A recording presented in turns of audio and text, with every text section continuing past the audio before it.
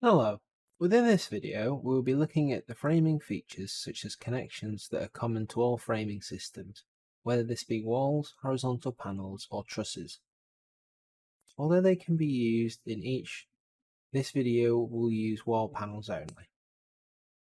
Commands are mostly used from the ribbon, however some commands are available from the right-click contextual menu. It is possible to move the profile in the 2D layout view just by clicking the piece and moving it via the grip point. This would then be reflected in the 3D model and vice versa. However, by clicking a panel label and then right-clicking and selecting Edit Parts, we can then open up an individual panel as an editable model within a new window. All changes made will be reflected in the 2D layout as well as the main 3D framing model. Clicking any profile to select it with the grip points, enabling you to move and resize the profile. Notice the context sensitive tab within the ribbon which activates automatically. One very useful feature is the double joist function. Again, this has its own set of options where we can toggle if the double is mirrored, if both the center of the two joists is moved to the current center point of the single joist, and if there is any tolerance between them. Once defined, simply click on whichever side you wish to mirror to. Should you need to alter any connections within your panel, make sure you are in the Modeling tab. Click the Joint menu and choose the Connection Details command. The location and available connections will be subject to your customization. There will be a few joint types available, however these work in a similar way. For example, if I would like to add a swage joint, first double click the swage joint thumbnail.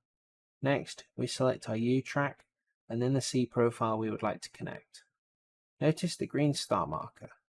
Once selected, confirm. This will then bring up the parameters for that joint. Here you can define screw quantities and set distances between the end of the connecting C profile and an end track. Also, within connection details are tools to add service holes and other features. Again, these will depend on your customization as well as the tools available on your roll former. There are two main categories, both are found in the light gauge steel folder.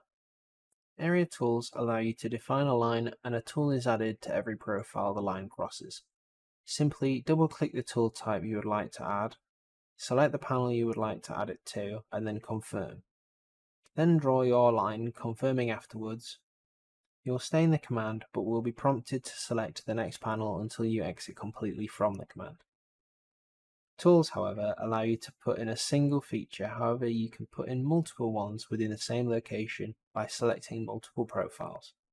Again, just double click the tool you wish to add, select the piece or pieces you want to add the feature to, confirm and select the location.